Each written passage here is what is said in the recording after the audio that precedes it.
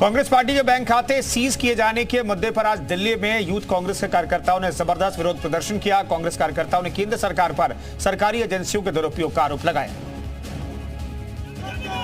और income tax विभाग की तरफ से हुई कार्रवाई का विरोध किया। प्रदर्शन कर रहे कांग्रेस कार्यकर्ताओं ने इस दौरान हाथों में बड़े बड़े बक्से और पोस्टर ले रखे थे, जिनमें सरकार विरोधी नारे लिखे थे। गुस्साए कार्यकर्ताओं ने जमकर नारेबाजी भी की।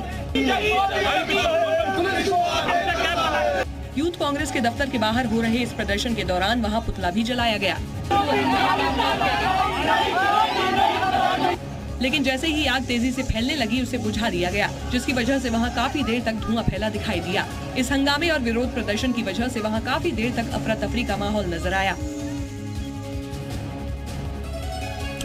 यूथ कांग्रेस के इस विरोध प्रदर्शन को देखते हुए वहां भारी तादाद में पुलिस बल को तैनात किया गया था, लेकिन हालात इतने बिगड़ गए कि प्रदर्शनकारियों को रोकना चुनौती बन गई।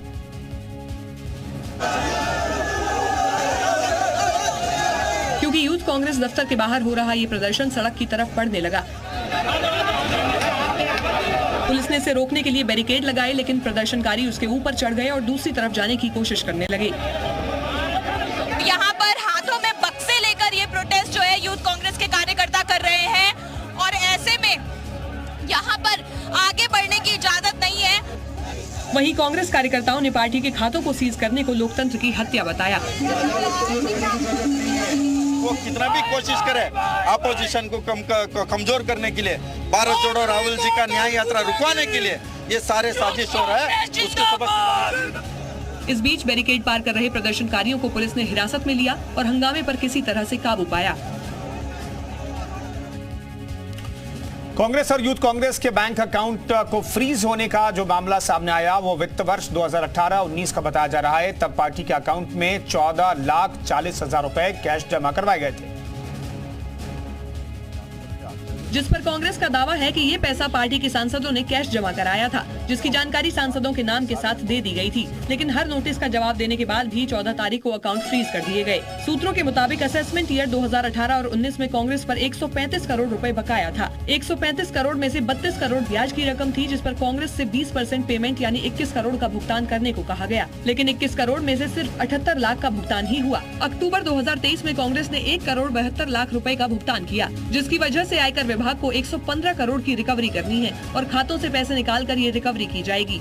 इसके लिए खातों में 115 करोड़ से ज्यादा की रकम रखना जरूरी है, तभी कांग्रेस 115 करोड़ के ऊपर की रकम खर्च कर पाएगी। वहीं कांग्रेस ने दावा किया कि उनके खाते में 115 करोड़ रुपए नहीं है। इनकम टैक्स ट्रिब्यूनल में सुनवाई के बाद कांग्रेस पार्टी के खातों पर लगी रोक तो हट गई, लेकिन 115 करोड़ का बैलेंस रखना जरूरी कर दिया गया, जिस पर कांग्रेस पार्टी ने ऐतराज जताया है और इनकम टैक्स की कार्रवाई को गलत ठहराया। सुनवाई के दौरान कांग्रेस ने समय पर रिटर्न फाइल करने और पैसा न होने पर चुनाव में शामिल न होने की दलील दी। इस मामले की अगली सुनवाई अब 21 फरवरी को होगी। We had filed the return on time. It is being misconstrued and only for that reason we can't be punished disproportionately. वहीं कांग्रेस नेताओं ने इसे लोकतंत्र पर तालाबंदी बताया। हमारे देश के अंदर लोकतंत्र खत्म हो गया, लोकतंत्र पे बेड़ियां लग गई हैं, लोकतंत्र पे तालाबंदी हो गई है। ये कांग्रेस के अकाउंट के ऊपर तालाबंदी या बेड़ियां नहीं है, ये लोकतंत्र के ऊपर तालाबंदी और बेड़ियां हैं। राहुल गांधी ने भी इस मुद्दे पर केंद्र सरकार को घेरते हुए सोशल मीडिया पर लिखा कि मोदी जी डरो मत, कांग्रेस धन की ताकत का नहीं जन की ताकत का नाम है। हम तानाशाही के सामने न कभी झुके हैं न झुकेंगे। कांग्रेस के आरोपों पर बीजेपी ने भी पलटवार करते हुए इसे कानूनी प्रक्रिया का हिस्सा बताया। साथ ही बीजेपी नेताओं ने दावा किया कि कानून के ऊपर कोई नहीं है, चाहे वो कोई सियासी दल ही क्यों न हो। रविशंकर प्रसाद ने कहा कि जिन्होंने टैक्स नहीं भरा उन पर कार्रवाई हुई।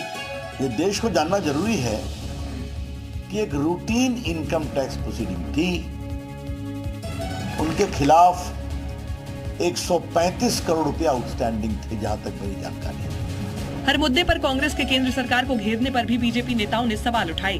वो 2G, 3G, जीजाजी, कोल जी सब कुछ करेंगे और कोई उन पे कार्रवाई नहीं करेगा। ये कांग्रेस की गलतफहमी है। और जहां तक आज खाते सील होने का कारण था, इनकम टैक्स ने उसका जवाब दिया कि आप 125 करोड़ रुपए की राशि को हमने फ्रीज किया है, बाकी आप अपना इस्तेमाल कर सकते हैं। बीजेपी ने कांग्रेस को कानूनी कार्रवाई में सियासत न करने की सलाह भी दी। कोई भी पार्टी या कोई भी व्यक्ति देश के कानून के ऊपर नहीं है पूरी संवैधानिक प्रक्रिया है। बीजेपी ने कांग्रेस को अपनी बात कानूनी तरीके से रखने को कहा।